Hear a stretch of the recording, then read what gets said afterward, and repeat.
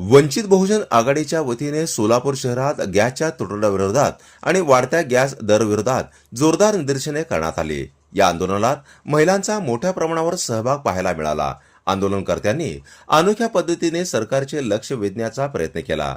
आंदोलनस्थळीच चुली पेटवून महिलांनी स्वयंपाक करत आपला संताप व्यक्त केला। गॅस सिलेंडर परवडत नाही, त्यामुळे पुन्हा चुलीकडे वळावे लागत आहे, अशी भावना यावेळी व्यक्त करण्यात आली।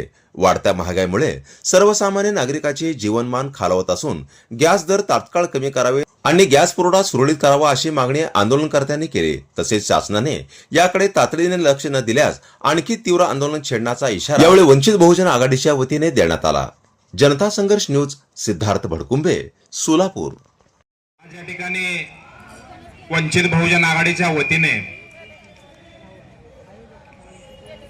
देशामध्ये चालू असलेला गॅस तुटवडा व गॅसची महागाई याविरुद्ध वंचित बहुजन आघाडीच्या वतीने आंदोलन करण्यात येत आहे।